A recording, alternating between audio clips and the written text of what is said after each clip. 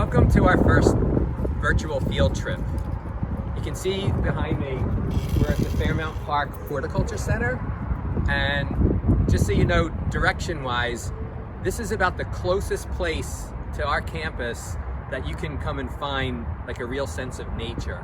And understand that for you to get here on your own, once this whole virus thing blows over, you literally are basically following 34th Street to where it ends. If you get out on your bike or you take a walk and you just head 34th, you pass the zoo, 34th turns into another road, but that takes you out to this whole area, which is known as the Centennial District, part of West Fairmount Park. So this is really, really close to Drexel, and one of the reasons why I try to make this our first field trip is the fact that if you like it, you can get here really easily on your own. So, by the way, you are the inaugural video class for my class, Entrepreneurial Thinking / Practice and Mindset. This has always been a really great field trip where I get everybody on a bus at Drexel and we come out here and we tour around and we get a sense of what's going on here. Unfortunately, you can't be with me today because of the situation, but next best thing hopefully is that you get this virtual appreciation for what's around here. So I hope that you end up enjoying it even though you can't be here live. I do urge you to come out here on your own. So today, there's a few themes that are gonna course through our walk, and we'll develop them as I take a walk with everybody. But the first thing that I want everyone to realize is that nature is the ultimate entrepreneur. Plants especially, they're the ultimate entrepreneur, and we'll talk about that in a bit, about why that is, and that's where we stem from. So secondly, Philadelphia in its early days was really the center of entrepreneurship for the United States, and it was really one of the world centers of entrepreneurship, for its first 100 or so years of existence. In 1876, and the ground where I'm standing right now, it was the Centennial Exposition. So the Centennial means United States 100 years old, and Philadelphia, being one of the major cities of the newly formed United States, had what's called like a huge World's Fair. There's been a handful of World's Fairs over the last couple centuries. You might have heard of New York World's Fair in 1939. They did another one in 1964. Chicago in 1933 and 1934 had a famous exposition. St. Louis had one. There were a variety of World's Fairs. World's Fairs are these funky things where, and by the way, they're not the ultimate in sustainability. They're a time when some city says, hey, let's have a World's Fair, and then they send out invitations. They invite all the other states, they invite all the other countries, and not only that, they invite all of the big corporations. So all of these places come, they pay a lot of money, then they build structures.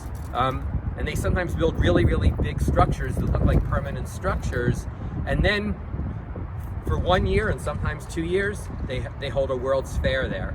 And then what happens after that? They close the World's Fair, and then they knock everything down. So talk about sustainability. But we'll get a sense from our walk. We're going to be walking on the exact grounds of the Centennial Exposition that was held in Philadelphia in 1876. Not much remains from that. So we'll get a sense of what does in fact remain, but we'll also learn how this really was the entrepreneurship center at that time.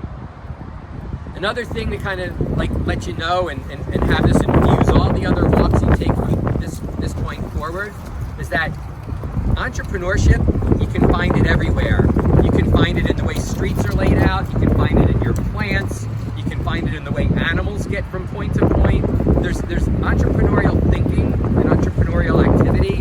They're everywhere. Signs of it are everywhere. Sometimes the signs of not so great entrepreneurial thinking are there, and sometimes ingenious entrepreneurial thinking. So this is our first foray together, but I want you, when you're out on your own, to start getting a sense of what were they thinking when they put this street here? What were they thinking when they put this building here? Why do you have to walk this way? Why does that tree do what it's doing? Why does that animal over there, what's it doing? So entrepreneurial ways of being, they're everywhere. And this is a class in entrepreneurial thinking. So in order to become a really strong entrepreneurial thinker, it's also good to be able to pick up where you see it displayed elsewhere. And then finally, from a theme standpoint, nature on its own, it's a powerful thing. You know, electronics are bringing me to you right now. So electronics have all kinds of really cool aspects about them. They're great. They're powerful tools. But also, when I was your age, electronics were like a Texas Instruments calculator, and then big bulky computers that didn't have really pretty graphics and stuff. And now electronics has kind of taken over our world. In some ways that's good, in some ways it's not so good. And we've really become disconnected with nature.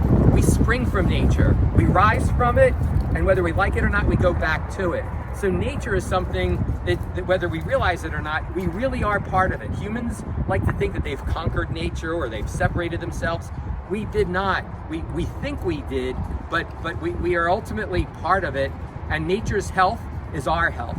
And so, but also nature can be a really powerful tool. It can be inspirational to come out and like brainstorm ideas, outside under a tree or like by a creek or something like that. So I'm hoping also that this walk inspires more of your getting out into nature and knowing that nature could literally be what's right outside your door. It could be right outside your balcony. So nature is going to be the other theme.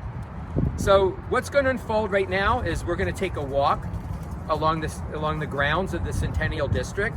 We're going to get to see like a really cool mix of ingenious design, landscape design, and garden design. And then we'll also going to peek into some areas where the nature is kind of wild.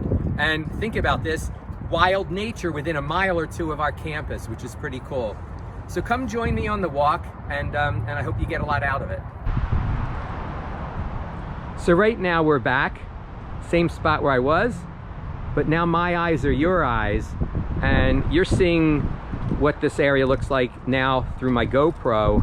So you're getting a sense from me about as if you were here on our walk. So this is real world, this is real current, this is the reality that we're all dealing with now. That's what you see on a bench right now. So in this reality of everything being closed down, even if you were with me, we couldn't get into the Hort Center if we tried. As you can see, everything's closed. And also I realize there's a mirror effect here, so you can't even see that inside there are pictures of what the grounds here used to look like. There used to be a horticulture center that was absolutely huge.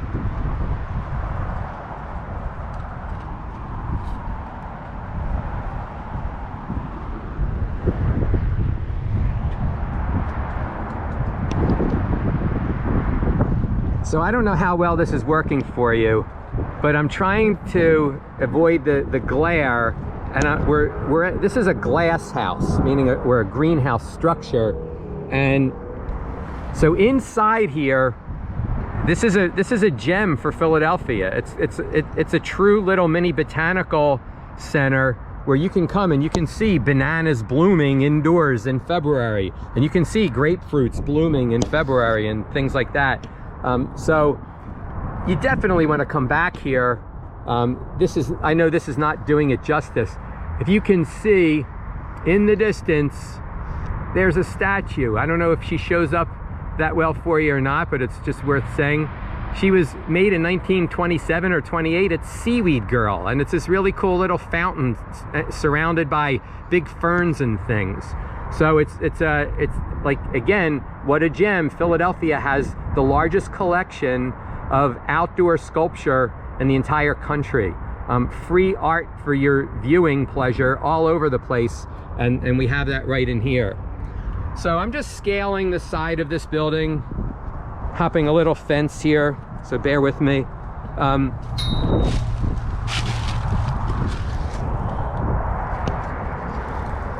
again, giving you a sense of, you know, what lurks inside here. This building, when there's not a virus all around us or a pandemic, it's always open, so you can always come here and for free. It's always warm in here because it's a hothouse for tropical plants. So you know, it's really worth coming to. It's a good way to kind of blow off some steam, or you know, and try to get away from it all. You know, yet again, only a couple minutes from campus.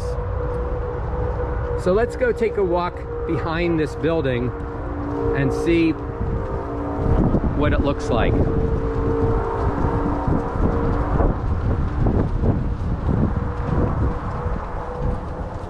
Oh, excuse me.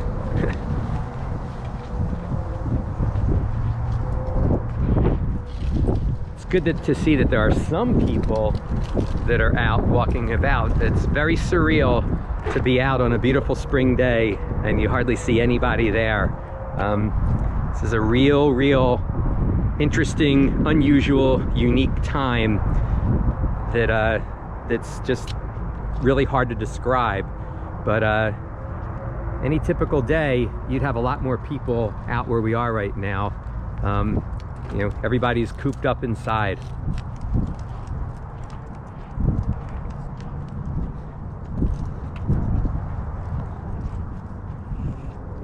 So this gives you a sense of the grounds that the Centennial Exposition took place on.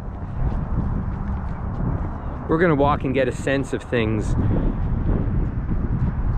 and you'll see just how cool it must have been.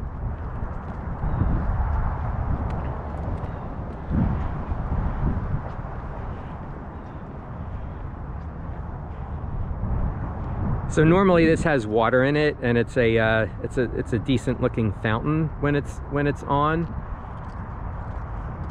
These are what the grounds look like around the immediate area where we are right now. So this thing where these people are coming, whether they want to be filmed or not, they're part of our film right now. This used to be the site of the original horticulture center. So in 1876, there was a huge building here that was actually designed not to be temporary. It was designed to be here permanently. There were only a couple buildings that had the intent of staying forever. One, if you've heard of the Please Touch Museum, is called Memorial Hall. Actually, I don't know if you can see, that's out in the distance that way. If you can see through the trees, there's a copper-topped building. We'll get closer to it on our walk later on. That and the original horticulture center were supposed to stay. But in the 1950s, Philadelphia wasn't doing a great job keeping up the Hort Center, which was gorgeous, by the way, and way bigger than what you see that's left here now. And a hurricane kind of mostly destroyed it, and then they ended up knocking the whole thing down. So that's all that's left. But what is original are the grounds here. So you're seeing, we're here at a perfect time given all the trees in bloom. We'll get up closer to them in a few. But the layout of the grounds is exactly as it was in 1876. So take that in, and then also walk with me. I want to check out a really special tree and talk to you about that, which is where we're going to next.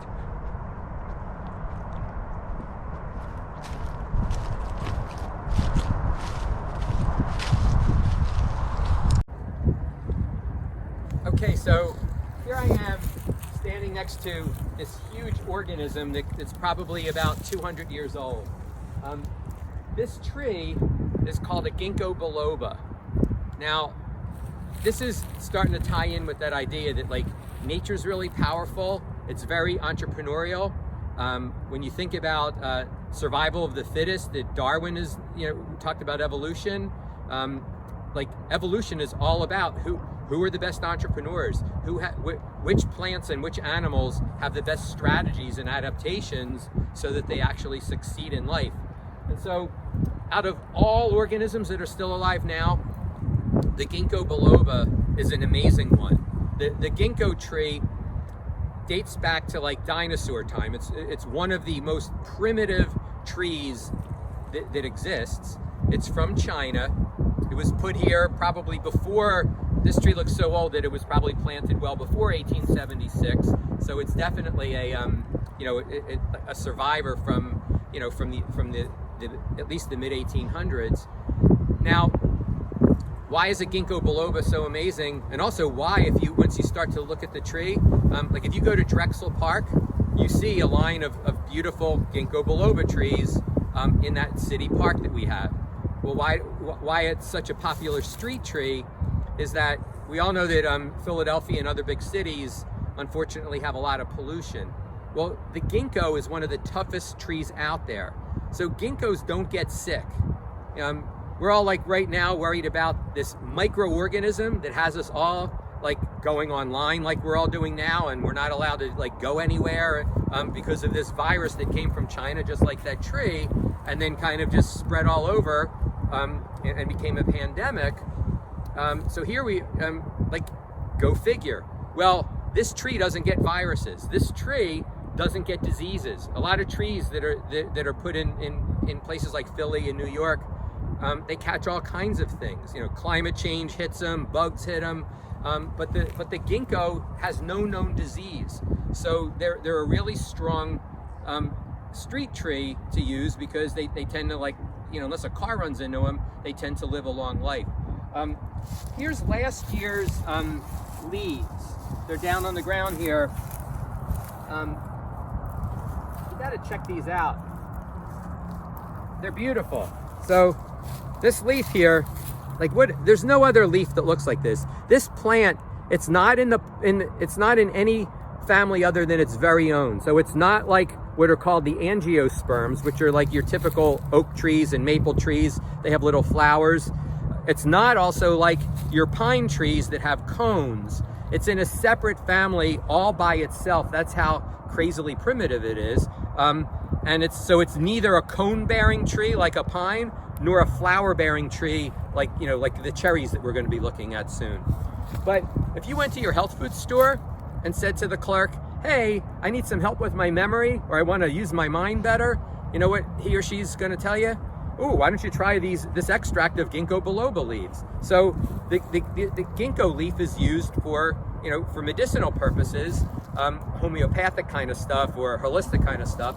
But it has a real use. The nuts that come from the female trees, which are pretty stinky, they're edible. So the tree has a lot of value and uses. So plants are amazing entrepreneurs. They figured out how to survive. They provide us with a lot of things, and they also they figure out ways to kind of outsmart the other plants around them. So if you come with me over here, let's check this other thing here.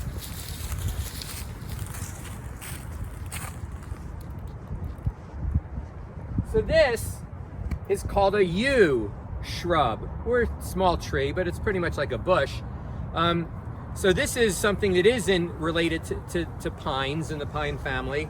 It's an evergreen, and by the way, yew is spelled Y-E-W.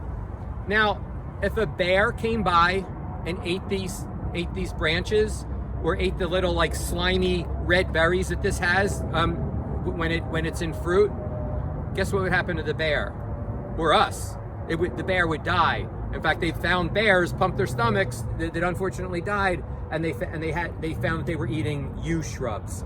So the yew, to you and me, is kind of poisonous, and so you wouldn't.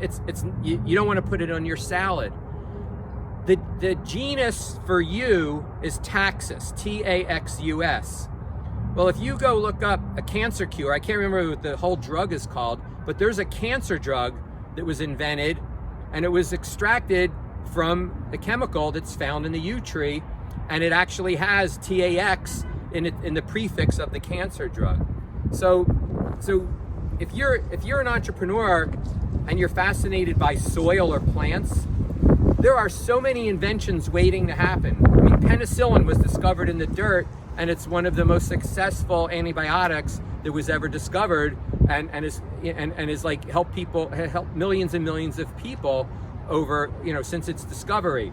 The yew tree, go figure about its, how poison it would be if we just ate it as it is right now, and yet some form of this shrub, or one that's closely related to it, is put into like a drug form, and it can actually cure a really serious illness like cancer. So trees, shrubs, let alone other different organisms can really have beneficial use to us, and it's because of their really entrepreneurial or survival oriented properties. One other thing that comes to mind as I stand between two really interesting specimens, here's an animal that you might all have heard of that also is something that's an amazing entrepreneur. If you ever look at what a horseshoe crab is, which isn't really a crab at all, a horseshoe crab is more closely related to spiders than crabs. A horseshoe crab, like the ginkgo tree, doesn't get disease either. So horseshoe crabs, they've been around, since way back, and they can live a really long life. And what's your blood made out of? Why is it red? That's your quiz. Answer: oxygen, right? So we have oxygen-based blood, and that's really why our blood has the red color to it. It's based on the iron that's in our blood. The blood of a horseshoe crab is blue. So horseshoe crabs have copper-based blood.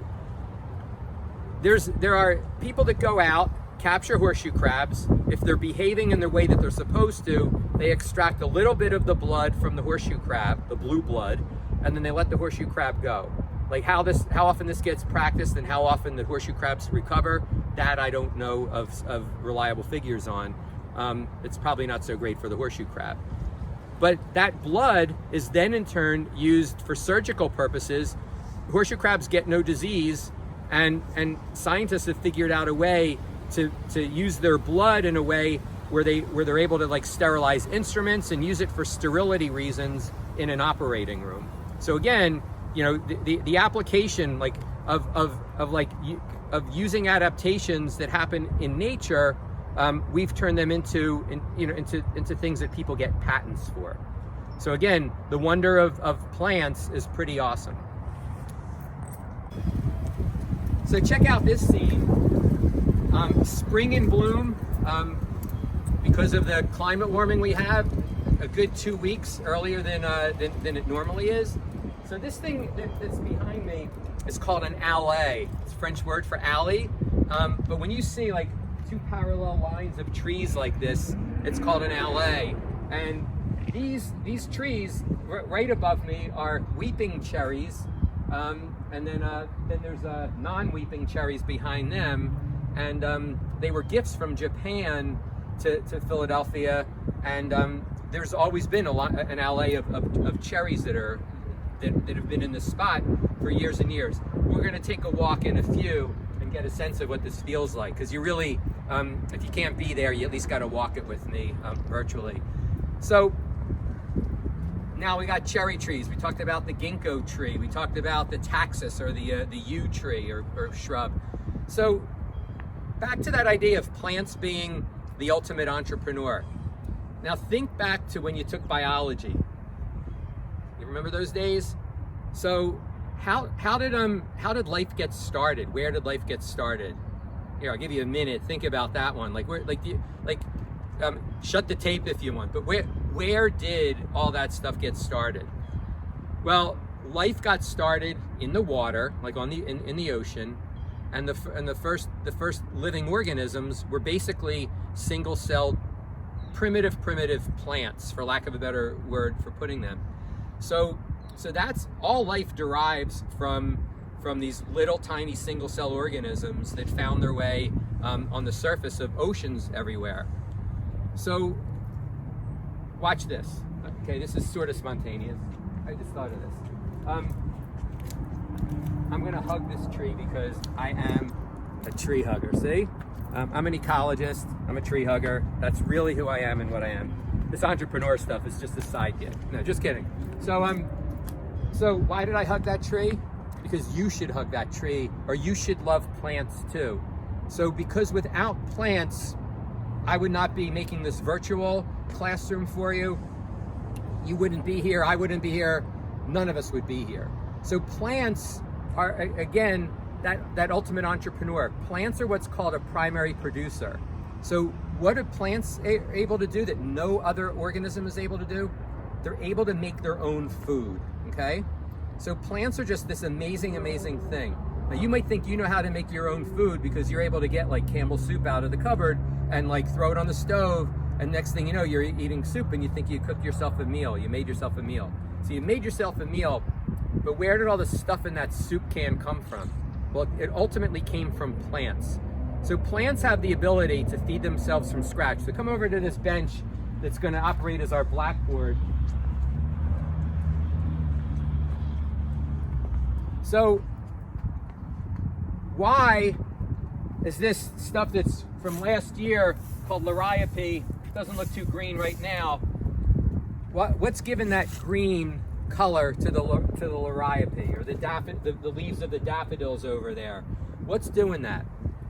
It's chlorophyll, right? So what's so special about chlorophyll? Well, chlorophyll is kind of like a solar panel.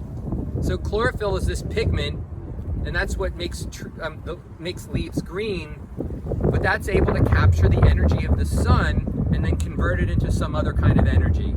So watch this. Again, biology class, way back, y'all learned this. So how did plants do their thing? What did they take from the atmosphere around them that enabled them to start living? Okay, so what's the greenhouse? What's one of the major greenhouse gases? So we have CO2, right? Carbon dioxide is, for us right now, it's a waste gas. When I breathe out a lot of CO2. It's one of the main, along with methane and some other stuff like ozone, it's one of the main gases that's contributing significantly to global warming. Well, what do plants do? They take this waste gas and they pull it out of the air, okay? Then what do? Well, they're sitting, the old plants at least, they're sitting on water, H2O. So the plants are sitting on water, and they have the ability to take this gas called carbon dioxide, this liquid called water, and somehow they're able to turn that into what? They turn it into sugar. So how do they do that?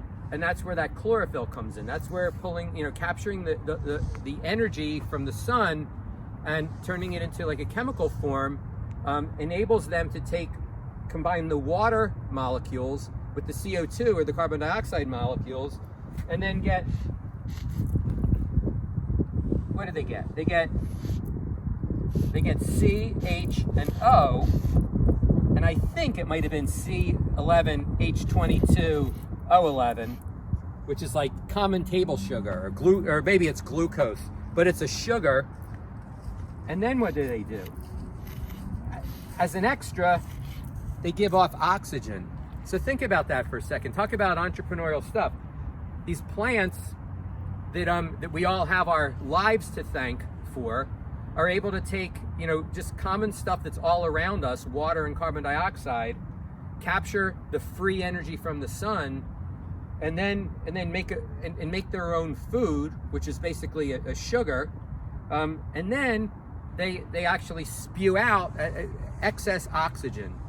So basically, if you want to know how evolution happened, in quick form, the plants, the more plants you had, because they kept expanding and they kept reproducing. But also then, the more plants you had, the more food you had, for other things that evolved from the plants. But at the same time, the more green plants you had, the more oxygen you had. So as the earth got filled with more and more oxygen, it also made the opportunity for life that much more available. So again, why should everybody at least figuratively be a tree hugger? That's because we have the primary producers called plants to thank for everything that we have. Because remember, you might eat nothing but hamburgers, but what the cows that you're eating, what do they eat? They're eating grass, which is a plant. So again, plants are these amazing, amazing entrepreneurs that are all around us. So let's take a little wander around this area to get a sense of it.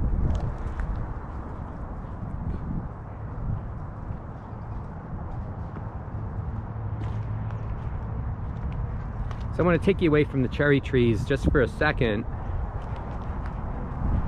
Again, it is like, if you're not used to looking at the trees on a seasonal basis, you might not give it much thought, but to see this tree here have as many leaves on it as it has right now at this time of year, it's just crazy. Because this tree, it's just early April, and this thing is leafing out already. But that's what climate warming is doing.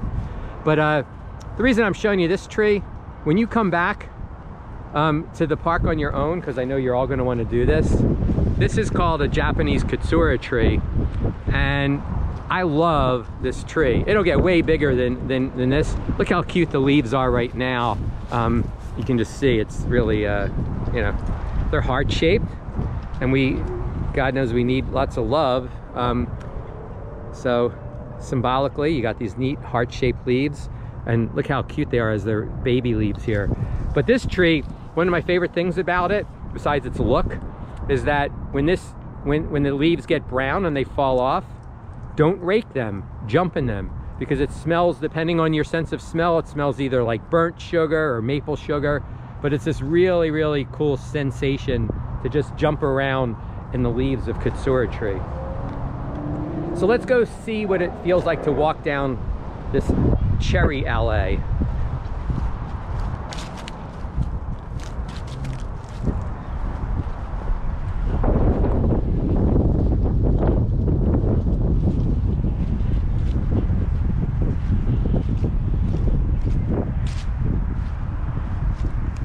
This literally is the prime time to be here. This is the best these trees will look the entire year. So the timing of this class is great. Again, really sorry that you can't be here direct. This is an area where it's still worth coming back on your own. It looks great all year long. It just happens to be the couple of weeks in early spring that you get the flourish of color, but it's still a great thing to see at any time of year.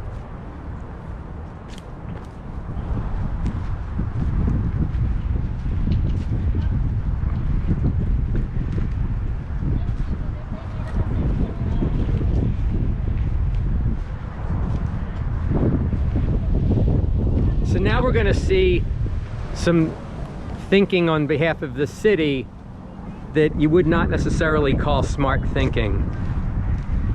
Because what we're coming to, you might see some construction equipment, and that's not the problem. The problem in front of the construction equipment is the fact that there is a fence here, and that fence is never ever open. And so we're on this alley of trees that's supposed to connect all the way in the distance to a statue, actually a set of statues that's at a circle. This really ornate set of statues from the 1876 Centennial Exposition, and we can't get there because of a fence. And so, what is the city thinking this fence is doing, other than keeping us from having a straight path to the across the street to the rest of the alley? So let's just go get a sense of what that looks like with another one of these signs here. But if you look through the fence, you'll see more cherry trees, and then you'll see a statue, and we'll see who that guy is. Whether you can see it with the sun glare or not, we're gonna see shortly who that in fact is. So in order to get there,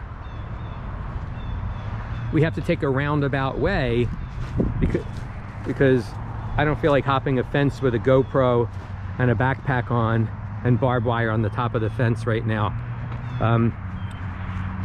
But this will give you a sense of just, again, the grounds that are here from the Centennial. They don't call this an arboretum to my knowledge, but an arboretum is a place where there are a big wide variety of trees, And that's what we're seeing here. We're just seeing, like, if you want to just see like a massive variety of trees from all over the country, not all over, just all over the country, all over the world, you have this a stone's throw from Drexel. This will be a good opportunity also to see another beautiful plant that's in bloom right now. Here's a saucer magnolia. So these are really great trees.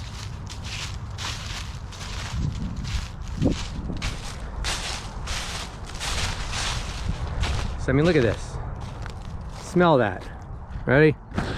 Ah, saucer magnolia. Doesn't that smell good? I bet you can just imagine it through your own screen, how spring-like that smells.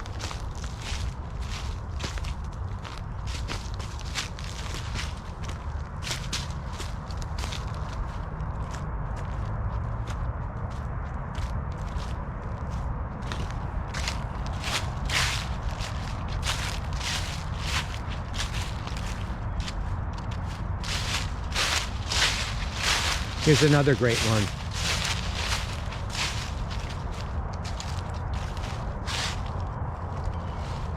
Again, earlier than you would necessarily expect to see them, but they're here.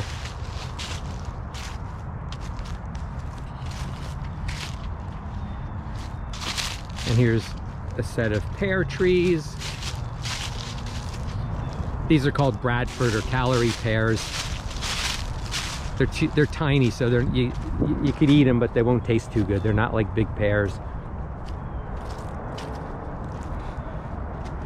So we're getting a sense that in order to find, in order for me to take you where I want to take you, we are having to take this long way around because of this fencing that the city insists on keeping up.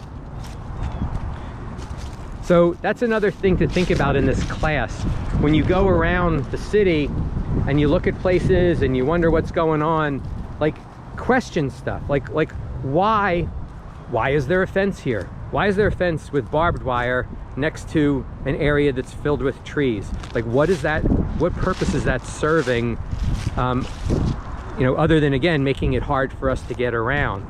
That's, you know, that's a key question to to consider. Who's making that decision? Why are they thinking that way? What's going on with that?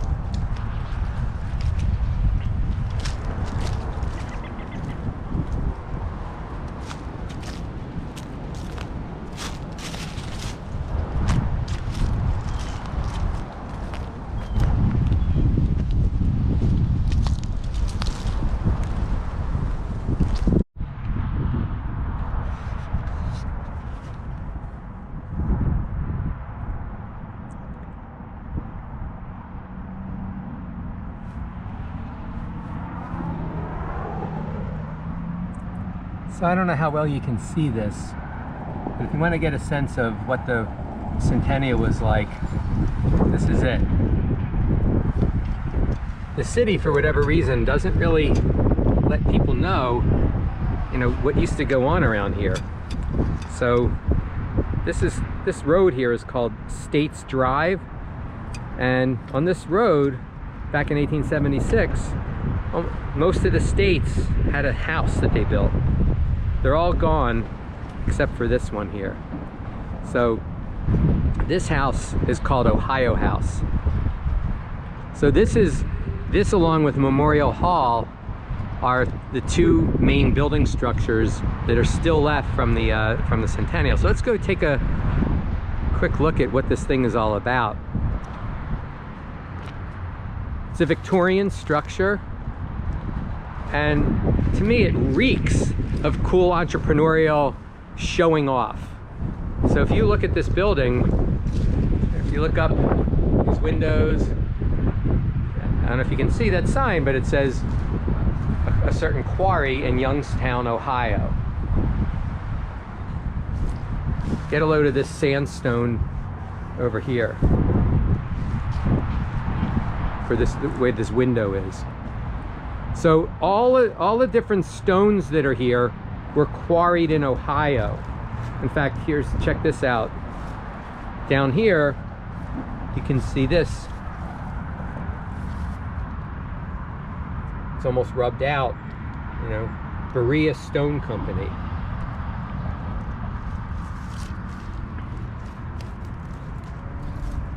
What's on this side? Wow, look at all these different stone companies. There's John Wagner, and then some of these down here. So basically, Ohio wanted to show off the fact that it's a state that quarries a lot of rock. And so you have a lot of sandstones on this building. You have some limestone on this building. And that's how Ohio chose to represent itself, as, you know, by having like 10 or 20 of these stone companies help make the facade of this beautiful house. So let's go around to the other side. Let's see what's even going on at this house. So entrepreneurs are all about opportunity. Governments are not always all about opportunity. The city owns this house because they own the park and they own everything that's in it. So what's going on with this amazing structure? Well, nothing's going on with the structure. So this structure for a bunch of years was a cafe, and we're going to see that it still has cafe equipment in it, but it's been closed to the public now for like probably at least 4 or 5 years. In fact, as a sidebar, my nonprofit has tried numerous times to work out with the Fairmount Parks Conservancy a deal to take this over. We have this amazing social entrepreneurial set of ideas, but we have not been able to work anything out with them. But it's not like they have anybody else leasing it. So if you look inside here, you can see coffee makers and ovens and things like that. But what I really want you to look at, if the glare will cooperate with us, is you can see an old mural that says opening of the Centennial Exposition, May 10th, 1876. And if I can, like, without making you dizzy, look through the window over here, and I see that mirror effect is tough. If you can get a sense on the wall over there, if you can't see it, it's saying a view of the main building looking down the central aisle from the organ loft in the eastern gallery. So hopefully you can get a sense of that. By the way, and like anything, Google Philadelphia Centennial Exposition images, and you'll get a sense of what took place here. So this is a really cool mural that shows you some of the exhibits here. So this entire area that we've been walking, and we're going to continue to walk, remember, it was lined with buildings that represented the latest inventions, the latest foods, basically like the latest that every country wanted to show off, and the latest that any sizable company wanted to show off and what they were working on.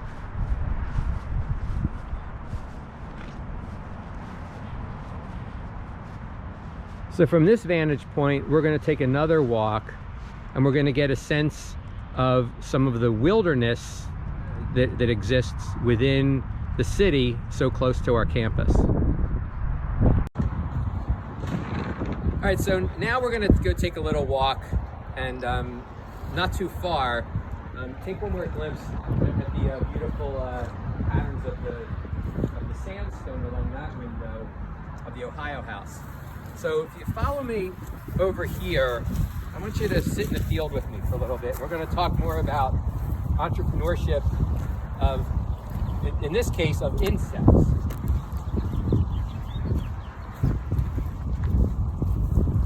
So let's sit on this, let's pick a place over here. All right. So I want you to all figuratively sit down with me in the field, okay? I might even read to you a little bit. So let's, like, a grassy field is nice. Drexel has a lot of grassy fields. as an ecologist, I think we have way too many areas of plain old lawn, and what we really need is more nature there. Another topic for another day, but know that grass doesn't do a whole lot. It doesn't have very deep roots, as you can see over here. When I pull it up, there's not much to it, okay? It's just grass. So I just wanted to share with you something that would be better here in this grass field than the plain old grass, but also talk to you about something that's worth knowing about. So I assume that you've all seen this butterfly in your life, okay? You know what it's called? It's a monarch butterfly. So monarch butterflies were very, very entrepreneurial, or they are. Entrepreneurial thinking can get you really far, but sometimes it can get you so far and you can be so successful, and then if something else changes that you never contemplated, it could pose a real issue. And then, you know, in our world, you know, then we got to do something about it. We got to change our business. We got to change our strategy. The word that gets overused is we got to pivot. But let's talk about the situation that monarch butterflies, which are kind of ingenious, what they're faced with now. So this cute little insect actually flies 3,000 miles from where we're sitting right here, all the way to Mexico, okay, and hangs out in the forests of Mexico over the winter, and then makes babies, and then the new ones will come back and they'll fly as far north as deep into Canada. So how does a little bug that can't weigh more than a gram or so how's it able to fly 3,000 miles? So that's a story unto itself. It's amazing. Go figure. Well, think about the strategies that I'm going to tell you about that's gotten the monarch to where it is today. So the monarch butterfly, this is a great book. You don't have to be a kid to enjoy kids' books, you know. This is a really, really cool book. But what I wanted to give you an idea of is, here's a monarch butterfly. This flower, you've probably all seen it, whether you've taken it in or not, because it grows just in wild fields, and it's called a milkweed. It's the common milkweed. So that's what the common milkweed looks like. So the milkweed is a plant that's poisonous to just about anybody and anything, except for monarch caterpillars, okay? So the monarch co-evolved with the milkweed, and it basically evolved so that the caterpillars can eat the milkweed plant, and almost nothing else eats the milkweed plant. So what happens is a monarch adult butterfly will lay her eggs on a milkweed plant. The eggs will turn into these cute little, which then become big, caterpillars. The caterpillars have a monopoly of the plant. Other than some aphids and a few other little things, the caterpillars go from that big to that big. I think this book will show you what they end up doing is they form this beautiful thing, by the way, called a chrysalis. How cool is that? That thing is beautiful. It's like a sculpture. So that's what a metamorphosis is all about. The caterpillar forms it, hangs out in here, it gets darker, and you can start to see the wings of the butterfly, and then a new butterfly emerges. So that's a really cool thing. Check it out in detail, and it's fascinating. It's another example of the wonders of nature. But what does it have to do with entrepreneurship? Well, what an entrepreneurial move to say that we're going to evolve so that we can eat a plant that's poisonous to everybody else.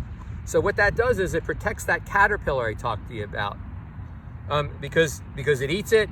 Other birds that love caterpillars know that they better stay away from that caterpillar.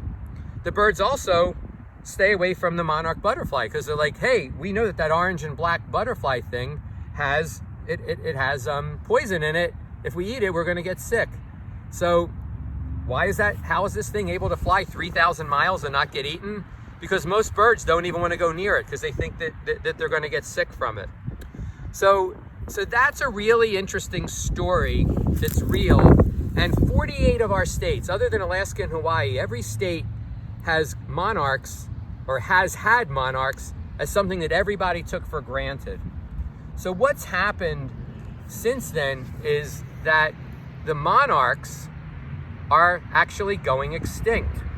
Why are they going extinct? Well, if you ever took a flyover the United States, what does the land typically look like? Well, you have some cities here and there. You do have some mountains and some forests here and there, but most of our land has been turned into commercial agriculture. And so what is commercial agriculture all about? It's about a situation where farms take the old forests and prairies that were there, they cut everything down, they clear cut it, and then they plant monocultures of corn and soybean and other grains that you've heard of. But basically, single crops get planted. Now, if you're a farmer and you want to maximize the production of your corn crop, what do you do if it's on the market? Well, you go buy something that's called a broadleaf herbicide.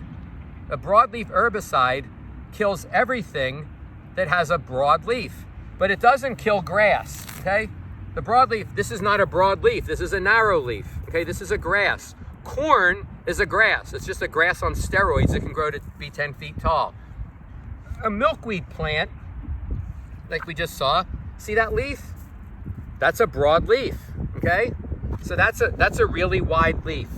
So when the farms across the country spray their herbicide, what it does is it effectively kills all the weeds that other than the corn basically, or the soybean that's growing there. So what ends up happening is the milkweed in the process has been dying along with other weeds that agricultural farms are spraying for. Now you have the situation where there's a huge drop in milkweed.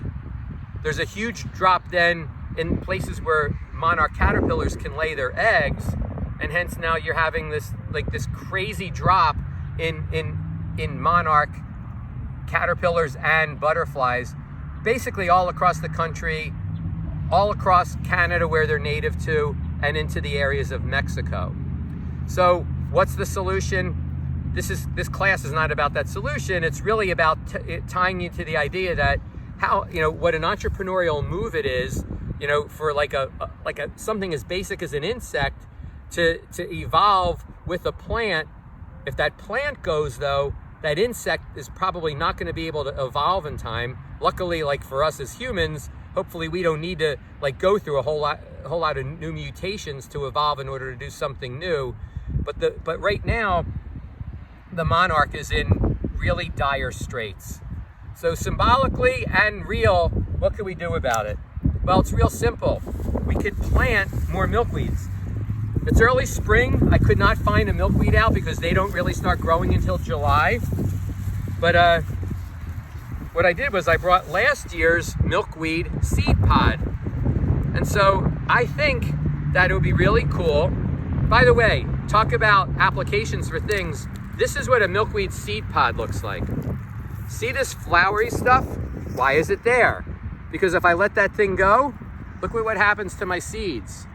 Is that a great mechanism for seed transport or what? It's a pretty windy day. Check that out. So what am I doing? I'm planting milkweeds. Think about it. This class right now has about 31 people. As last time I checked the numbers, 31 of us ideally would be taking these and doing this with it. Any one of these seeds, if it hits the soil, gets a little bit of water, it'll germinate and it'll turn into a new milkweed plant. That's what the monarch caterpillars and butterflies need in order to survive. So just wanted to show you that. Next, look up, if you're interested in this, go Google what a milkweed plant looks like. Google what this thing looks like. By the way, at some point we'll be able to see each other live. Talk to me. I got a gazillion of these things, but you can find these things and then you can spread them elsewhere. So just for fun, let's do another one. This is what you would all be doing had we been able to all meet in person. But look at that. And by the way, when you see how feathery these things are, what kind of entrepreneurial application? Look, it's so smooth it doesn't even scratch my face. This is really cool stuff. Like, could we make pillows and stuff out of the milkweed fibers? I don't know. I'm gonna give you guys a chance to do it. Otherwise, I might do it and beat you to it. But look at that. This is planting milkweed seeds. So this field would be much more productive if it were a field of milkweed plants.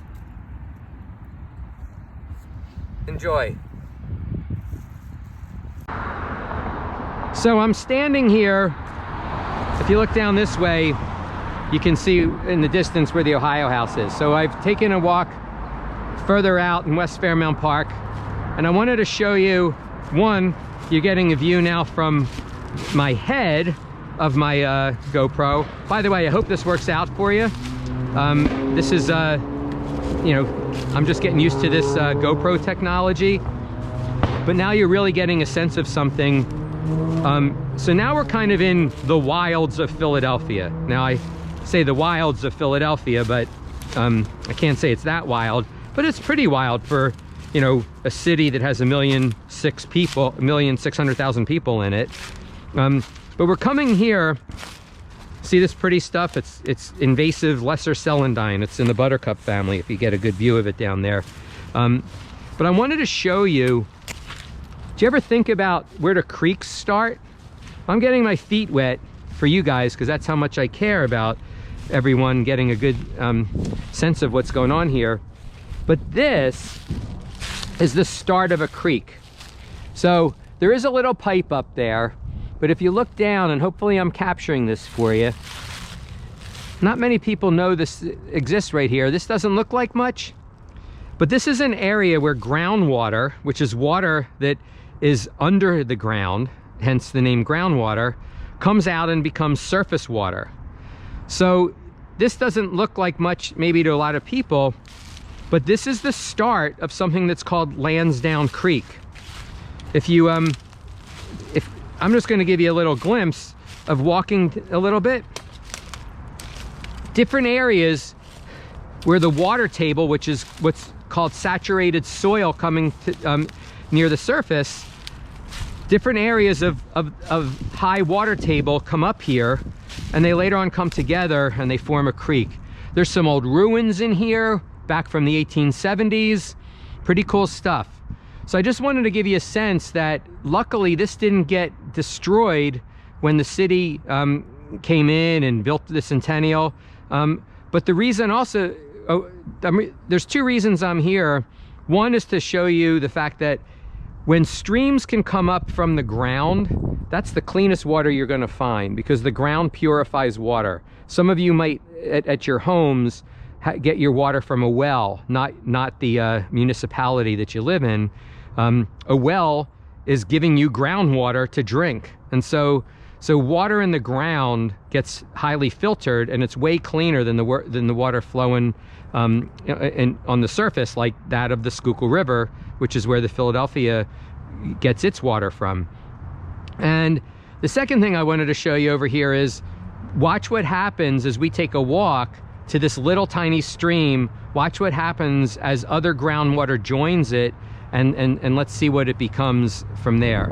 So let's walk ourselves back out of here and see where we are, and then follow ourselves down the stream. Also, it'll enable us to see some other cool aspects of the Centennial.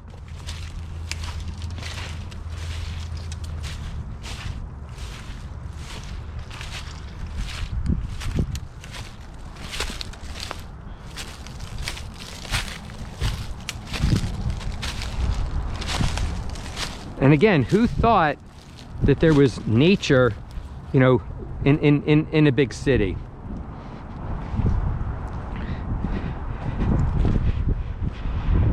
Now coming out over here, not so much nature. You got a lot more grass.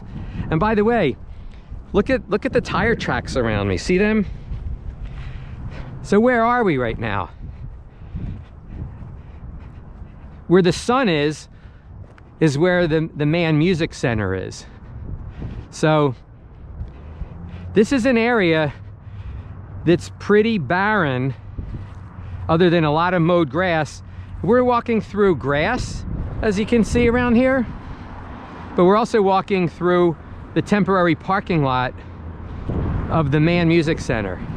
So the city has so much land back here that they do nothing with, that the value that gets placed on this is for nothing more than parking, you know, the handful of times that the Mann is open, and the rest of the time you can see the care that's given to this area. So is that the best use of this land? How much money is spent on mowing the lawn that you're going to see that there's no shortage of all around us? So what we're walking on is the remnants of the grounds of the Centennial. So when they built the Centennial, all this area was loaded with buildings along the streets. There was still a lot of greenery, but it was largely filled with buildings. And so that ended in 1876, and they turned this into the park system, or actually the grounds became part of the Fairmount Park system, which is the park system of Philadelphia, which is all fine. But then you have, over time, for a variety of reasons, you had less and less use of this area. So right now, this is totally waiting for an entrepreneur to come in and do something that would maybe that would make this better for people, make this better for nature. But this is an area that right now is really interesting. But I wanted to take you over to the other end of where we started out when we were at the horticulture center. So remember, we had seen an alley of trees, and you might have been able to see, or might not, a statue far in the distance, but then we were separated by that because, by a fence with a barbed wire attachment on top. So I just thought you would want to see the other end of that alley. So we have Moses surrounded by a variety of other guys. Oh, this is John Barry, United States Navy. This is all made out of marble. Go figure that this is from 1876. Back about 5 years ago, actually a little less, this thing was totally dark because acid rain does not do actually marble does not do well with acid rain. All of these structures are made out of marble, and we have acidic rains that come, and so this whole area was brown or gray or black, just different varieties of the impact of the marble being basically decomposed by the acid rain. Think about this structure here. Every place where you see a lion like that with the mouth was a fountain. Think about all the water flowing and stuff. When I was here, there was a tree growing out of the base that Moses is standing on right now. There were cattails, which are wetland plants, growing out of some of these fountains. And then, mysteriously, somebody raised a lot of money and cleaned everything. So the white of the marble that you see right here, that wasn't white like a few years ago. It got all cleaned up, but then I never heard anything about why. And right now, it looks like there's some kind of a photo shoot going on here. That's unusual. This place is usually empty other than the cars that use this whole area to bypass the Schuylkill Expressway when they commute into the city. So a real interesting resource of the city that gets almost no use. But now you get to see that we're back where that alley is. So let's go check that out for a few.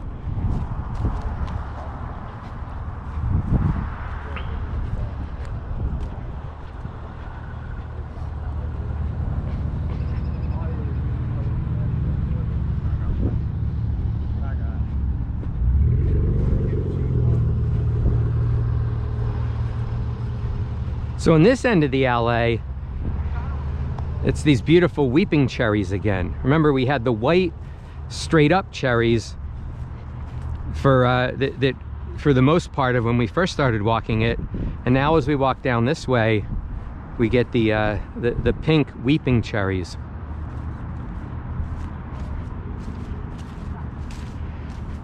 Remember now, this is your city. Assuming that you're from Philly, or at least when you're at Drexel, this is your city. And when you're at Drexel, this is all such a short bike ride away.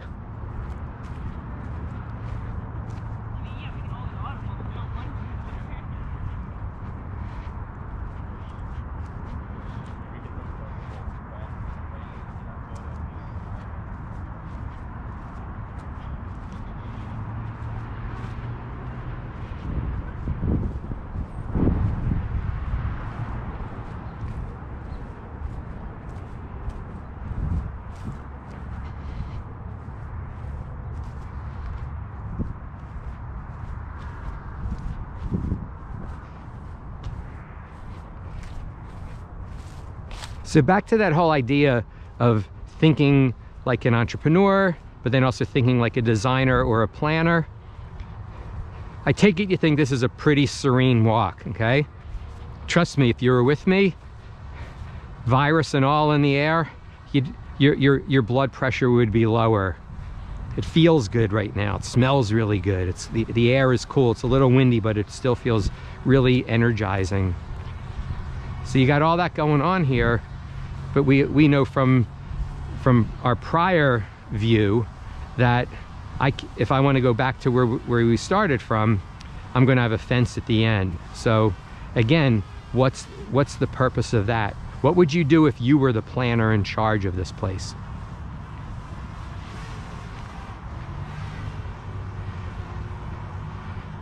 So I just wanted to walk you over here to see, like, why are these trees preserved over here? You've probably already guessed. It's our stream.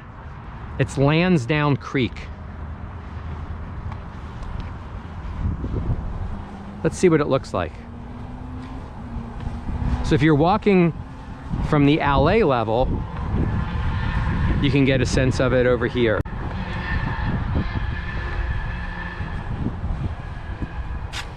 I'm allowed to hop a fence because I'm in charge over here. So if I hop over and I look down, look at all the water that's now in Lansdowne Creek. Where'd that come from? It didn't come from the rain, it came from the ground.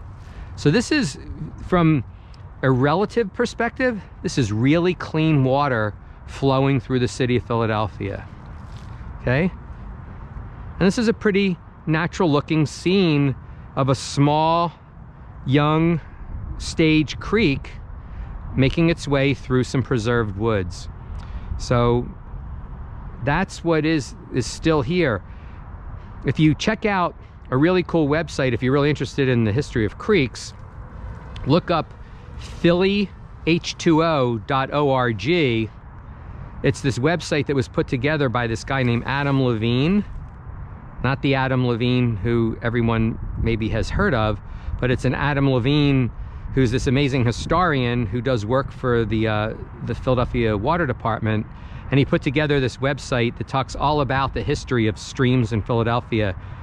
Most of the streams in Philadelphia you can't see like this. They're in sewer pipes. So this is a tiny stream that got preserved. And now let's go take our next stop, which is going to show you what this creek looks like a little bit further down. So you're looking up from where we last were. If you can see in the distance, you'll see some the pink of the weeping cherries. That's where the alley is. So I took a little walk, spared you the steps in between, to take you over to here. This is called Concourse Lake. I mean, can you believe it? There's a lake in Philadelphia, less than a couple miles from Drexel. So this is definitely human constructed. It's also leaking. It should be higher than it is by a foot or two. And right now, as I walk, it's probably in about 50 degrees. It's chilly out. But if earlier in the day, on a sunny day, this thing would be loaded with frogs, turtles, fish, all kinds of nature here in West Philly.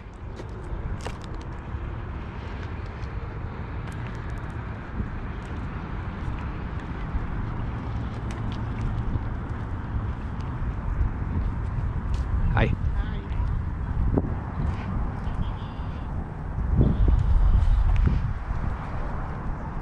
So what are you catching? Bass. Bass? You catch any today? Not today. Okay. Good luck. Thanks, you too. Thanks.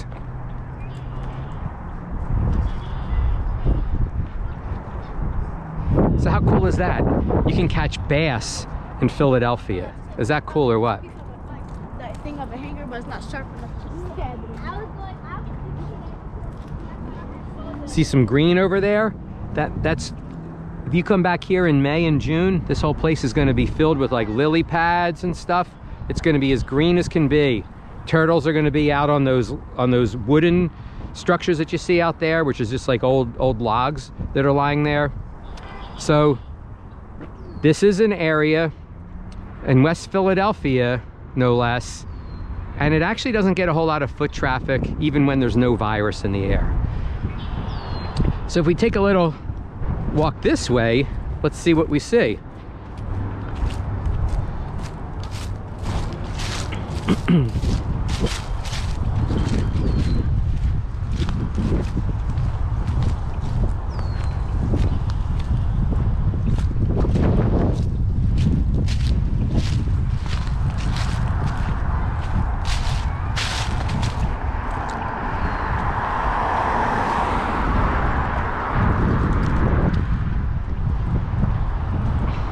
In my classes, I'm notorious for jaywalking.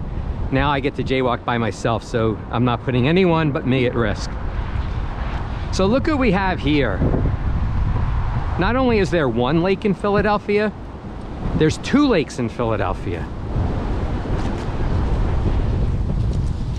I just scurried up some ducks, some nice little pieces of nature. So how cool is this? An even bigger lake, an even more natural looking lake than the one that we just saw. So now this is called Centennial Lake. And my question to you is, if you saw this, how many of you, and I said, what is it? What would you say it is?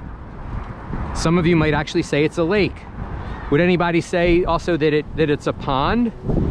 If you did, I would say that you were right about that. Would anybody else say that it's a creek? And guess what? I would tell you that you're right about that. So what we're looking at is called Centennial Lake. But if we look around, and by the way, you can hear some stuff. There's some red-winged blackbirds I'm hearing. And in the distance, you just can't see it quite well, probably from the GoPro. There's a lot of birds here. So there's a whole lot of life in early April here in Philadelphia. But if you look across the way there, you see cars. So that's Belmont Avenue, which also serves as a dam. And so it's a dam to Lansdowne Creek that you just saw a few minutes ago with me. And a few minutes before that, you saw where Lansdowne Creek kind of has its birth.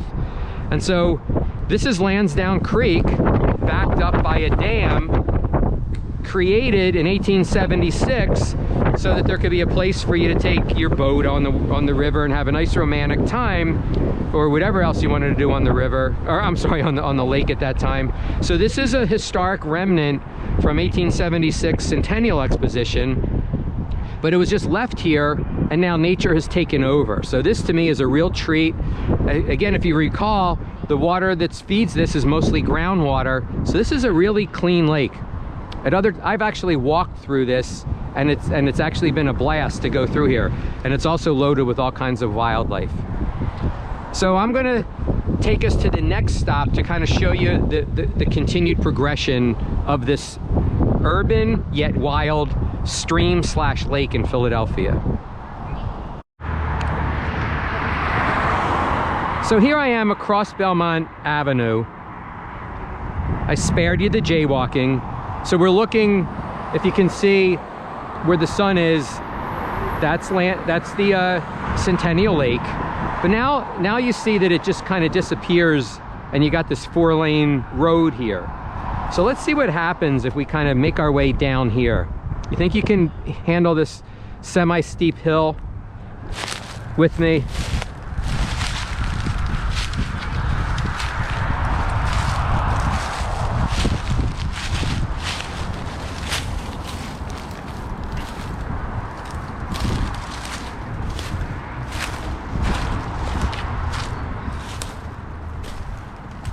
Not looking as good over here, is it? As the upstream portion of Lansdowne Creek.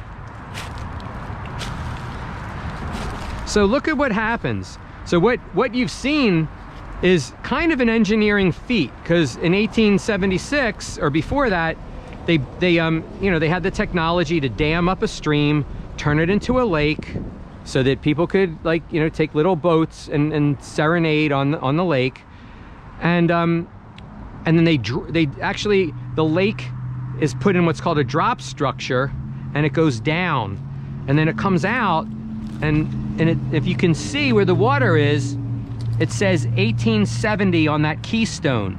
So hopefully that's visible. I'll get closer.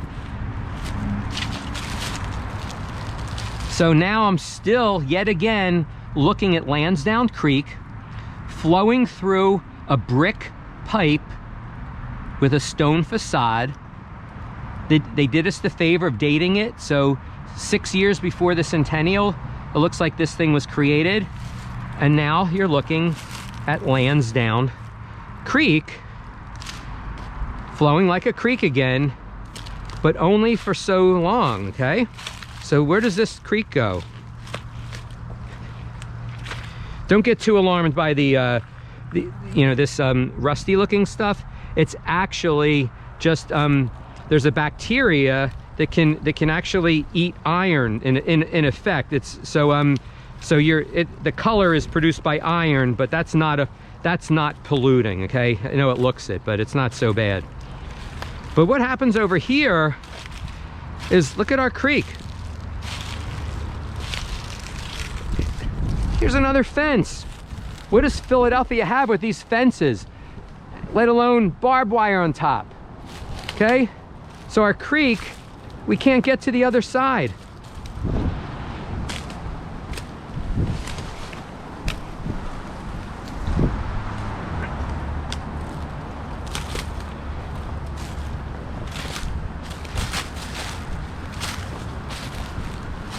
So looking through this fence, you can now see the creek goes over. You might want to call it a waterfall, but it's an obviously human constructed stone structure. Flows for another, what would you say, 20 yards? And then it goes under another street and disappears again into a pipe, I can tell you. So that's where Lansdowne Creek is in its pathway to wherever its destination is. It's here we have it above ground. 20 yards ahead of us, we have it below ground again. Next stop, we'll see its next transformation and see what that looks like. So because of that unfriendly fence, I had to go way out on my way just to get back to this spot. So we've met back up with Lansdowne Creek. You know, in the city where there's nature, there's this constant battle. To me, it's the urban ecosystem. But you got nature, you got urban stuff, and you kind of, not necessarily by design, you got this battle going on. So I like to think of this creek as this tough entrepreneurial creek that's saying, I'm going to make it to where I want to go regardless. You can put a fence there, you could put a road there, but I'm going to keep going. So let's see where this thing keeps going.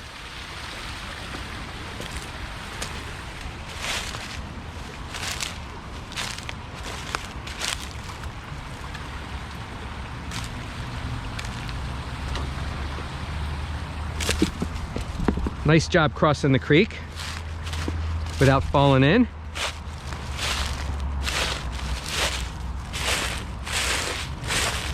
So look at this. Here's our creek. Here's our creek.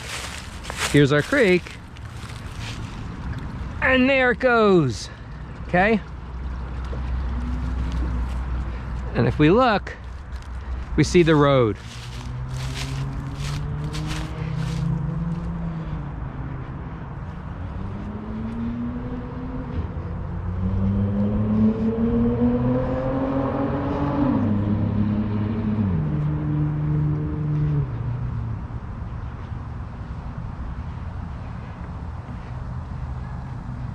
Here's our creek again. Okay, just review for yourself like what it looked like when it was just coming out of the ground and the different switches it's had already, and here it is again. So what do you think lies on the other side of this wall? Let's go check that out.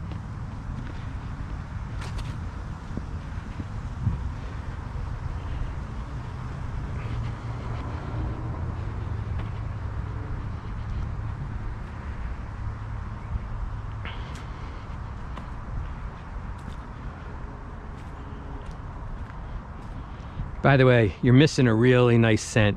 Another one of those saucer magnolias. Really good, really good. Maybe you should go light up some incense, get your favorite fragrance. It won't be the same thing, but maybe it'll help you out a little bit, get the sense of things. So here I am. Yes, another fence. So we're looking over the fence, and this is the Japanese house, or the Shifuso house. So behind where this house is, you have actually a lot of trees that are from Japan. And don't hold me to the accuracy of this, but I believe that around here, this was the original location of the Japanese house back in 1876. But again, I'm not positive about that. But what I do know is this structure is a modern structure. And it was actually an exhibit at the New York Museum of Modern Art. And I believe in 1976, basically in the 60s, I think is when it was created for MoMA. But I believe it was in 1976 that this was gifted to Philadelphia in honor of our bicentennial, 100 years after the start of, 100 years after the Centennial Exposition. And, you know, so they relocated this house and then they built a landscape around it. So let's, you know, we're confined by this fence. What do you know? How fitting. This is sprouting right now is a nice Japanese maple with a real beautiful structure behind the fence there. Look at the muscular sculptural look of this tree. A lot of the trees in here are Japanese, not all. The weeping cherry in the background, that's a Japanese tree. This is probably a Japanese pine that we're looking at. One further in, I see Japanese black pine. This is another pine. I can't remember if it's Bungiana, but it's oh, and this is Cryptomeria. So this is another ancient tree, also a Japanese tree. So you have a lot of Asian trees that are around here. This thing that's in flower is also a Japanese shrub. I think it's called Pieris. So this is clearly a Japanese inspired garden around the Japanese house.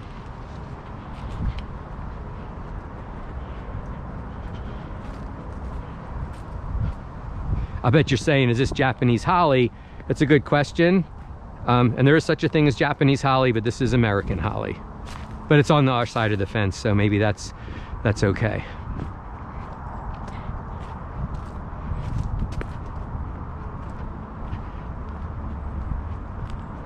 So now back to our creek. Or is it a pond? Or what is it?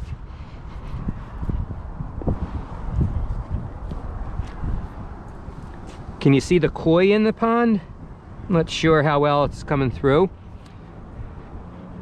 So this is the pond for the Japanese house with a lot of Japanese koi, which are in the carp or the goldfish family. And they must be doing some work because this pond is way lower than it normally is. It usually is much higher. So you can see the stream in the background flowing in. I'm sitting on something that is part of a dam structure so that the pond / creek can flow back under the road and become something else on the other side.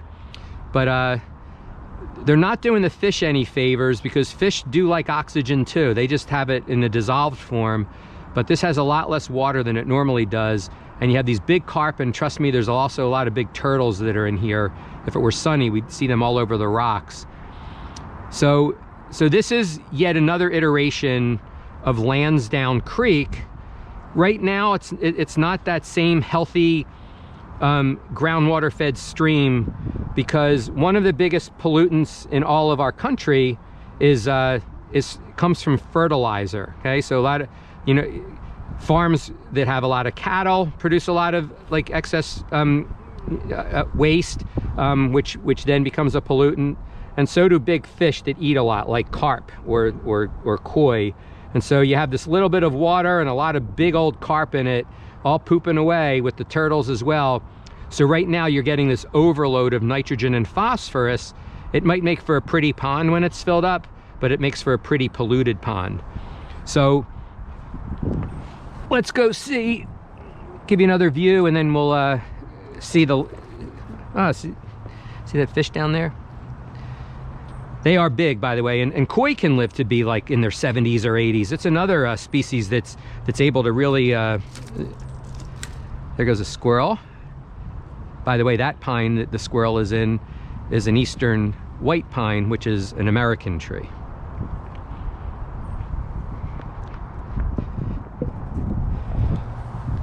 And by the way, you're all budding entrepreneurs, right? And we're going to have talks in this class about, you know, what do we do given the virus situation that we have. You know, this is new, but how surreal is this, that we're looking at this bucolic scene, and I got to look at signs like I assume you can read over here about this thing that I never knew about a few weeks ago called social distancing. Very, very interesting time, but it's also a time where entrepreneurs are needed more than ever. So we crossed the street, another human-made structure, and there's our creek again. Okay, so another waterfall structure looking thing. We can go down and see what it looks like for a little bit.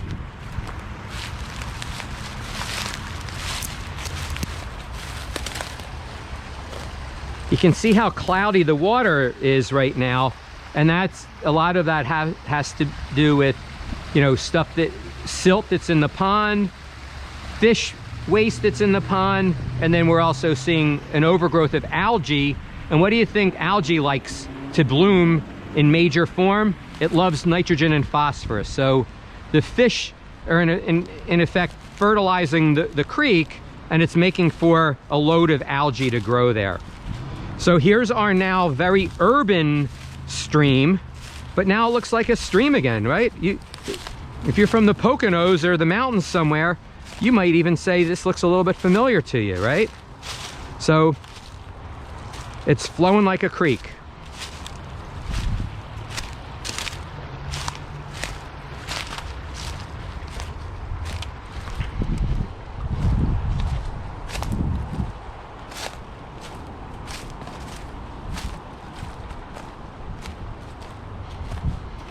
The other thing that you're not able to appreciate on your tape, but you can, at least I'm going to tell it to you so you can maybe feel it as well. The sun is going down and it's chilly out, but it just got warmer. So there's microhabitats all throughout the city, and that's what we're in right now. So here is where Lansdowne Creek is being joined by another creek. Whether it has a name or not, I don't know. That creek is clearly underground coming out of that pipe. So this is a tributary, which is one stream that runs into another that's running into Lansdowne Creek.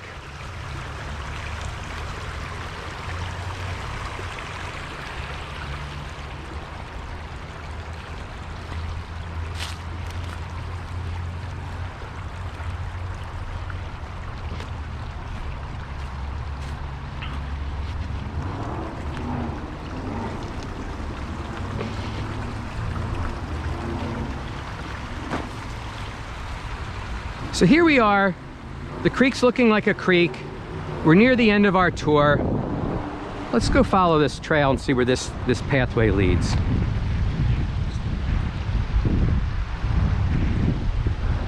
Is what we're looking up ahead yet another fence?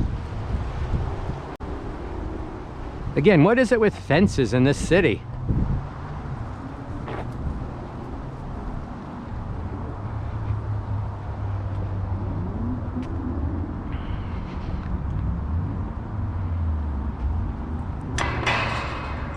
This fence you can open.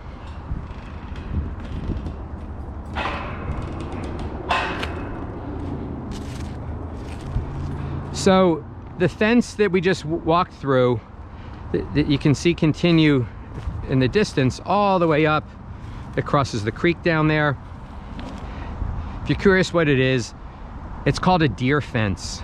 And a quick couple of thoughts on this. An entrepreneur is always musing, right? An entrepreneur is always thinking like, what was behind this design? What was behind this plan? So this fence that you can walk through, only if you know that you can walk through it, in a city of $1.6 million. And by the way, if you look at this fence, it's really well made. This is steel, and it's thick beams of wood. It's called a deer fence. It's also called a deer exclosure. So what you're seeing in here is an area that the city thought it would be really a good idea to take and knock down a lot of the trees that were here because they're not from the United States, and then plant new baby trees back. And then because deer run all over Philadelphia and suburbs and the like, and they eat baby seedlings, let's put in some big deer fencing and keep the deer out. So if you were out in the middle of nature somewhere, that might not be a bad idea, but when you're in West Philadelphia, the question is that really a good idea? So say it might be good for the ecosystem, and as a tree hugger, I'm all for that. But here, take a look at the door again. If I don't know that this is here, I'm in the city and I'm by myself like I am almost right now. Somebody's chasing me, which happens in our city more than we would like. And I get over here and I don't know that this is a fence that opens. How do I know that I can take my hand, reach in and do this? Where's the sign that tells me that this is a deer fence? Where's the sign that tells me that this is an exit? What are the designers thinking here? Is this not just like a built-in trap for humans? It might keep the deer out, but it also can keep humans who might need to get out of here from being able to get out in a city that has a really high crime rate. So again, what was the design intent here? And did it meet that intent? It's things like that you want to be asking yourself again, like, why are they doing that? I mean, look at this trail that we're now on. Do you see anybody on it? Again, virus aside, trust me, this is not a trail that gets a lot of foot traffic. So right now we are fenced in. And there's only a couple little doors like that. I mean, look at this old, remnant stairway to nowhere. So our creek that we're following is down there to our left. You're now gonna see what looks like a tree graveyard.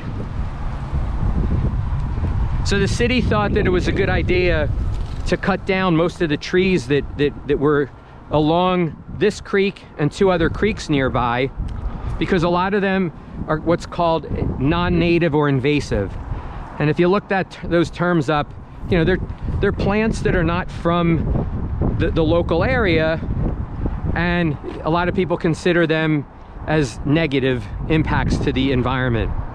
As an ecologist, I totally agree that invasive plants, invasive animals, they're not the best thing to have. But where did we start this tour? We started at the Horticulture Center, where back in 1876, plants were planted from all over the world. What do plants do when they're healthy? They make seeds. Think about my milkweed plant before. What do the seeds do? They escape, they move, they figure out ways to go. So the city and its parks department, if you can see in the distance, this is 2 years into a project in an area that we would be standing in the midst of the shade. And I'm telling you that they cut down over 50% of the trees here. And these things that have little blue ribbons on them, they're the new trees that they planted in their place. Now that's all well and good, but how long do you think it's going to take until they get to the size of some of the other trees that are still left here? So again, is something that you might do in rural Pennsylvania the right approach to something that's in West Philadelphia? What you're looking at in the distance, now that you can see it because there aren't trees blocking the way, is 76, I-76, the Schuylkill Expressway. Another questionable entrepreneurial thinking move by the city in the 1950s, because the city had all this beautiful parkland, and if we could keep walking freely, we would be at the Schuylkill River in less than a mile, probably in less than half a mile from here. But we can't, because we have an interstate highway that the city decided to build, and they didn't do so until in the 1950s. The highway had traffic jams the day they opened it, basically. It was too small. Back in the 50s, Philadelphia had like as many as 2.2 million people. Now we only have 1.6. And so you have this highway that's too small. It cuts the park that our tax dollars pay for, and then it doesn't allow us to follow our creek to its destination, which right now goes into a hole that you might be able to, you won't be able to see it from here, but the creek is flowing down there, and then it just disappears, goes underneath the expressway, and finds itself in the Schuylkill River. Meanwhile, we have an area that used to be totally shaded that's mostly open, and there's going to be 20-30 year wait until the trees start getting any kind of real size to become a shady looking forest again. So this expansive view that you have, you did not have that 2 years ago. It looked more like a forest. Now it looks like, you know, a forest that had a lot of its stuff cut down. So I don't want to leave you unhappy with that story. By the way, plants are amazing. Like, all us humans can go away. The plants will do just fine. So these plants in here, with or without the deer, they're going to grow. Others are going to grow, and this area will just come back fine on its own. But let's go look at this special gem. This is one of the beautiful, cool things that you can find in the parks of Philadelphia. Who would think that in the middle of the park, the middle of what used to be a real shady park, that you'd find such a beautiful, sculptural, functional exhibit as we see right here. This is the pavilion in the trees. So this is another form of public art.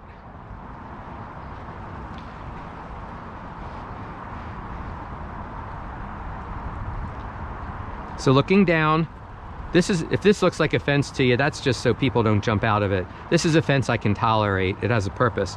But we can see our creek looking like a creek, making its way gloriously, because it wants to meet up with the Schuylkill River not too far away. But as I told you, it's not going to be, it will meet up, but it's going to do so after descending in yet another structure and pipe. But that aside, take a look at the view in here. Even with all the trees, or most of the trees cut down, it's still a pretty special spot. This is a spot that gets almost no use by people.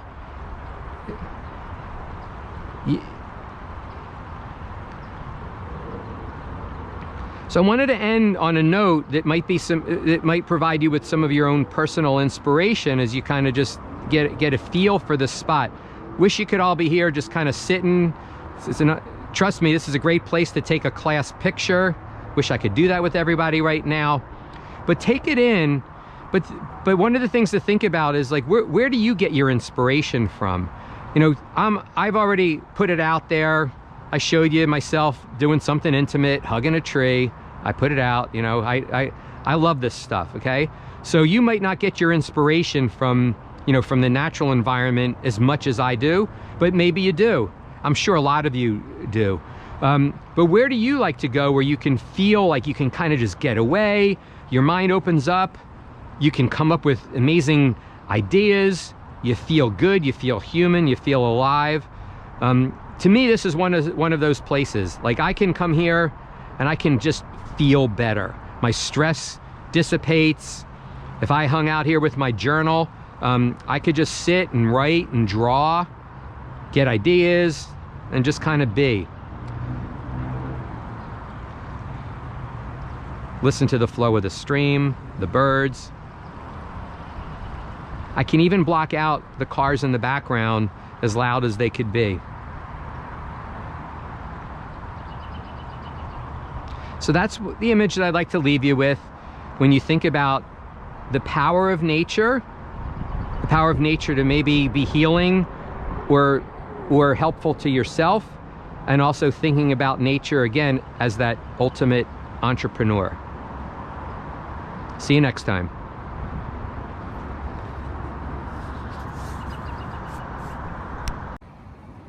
So I hope that you enjoyed our walk through the wilderness of Philadelphia, and you appreciate the different plants that we saw, the parallel walk that we did of Lansdowne Creek, the history of the city that's tied into the Centennial District, all that stuff.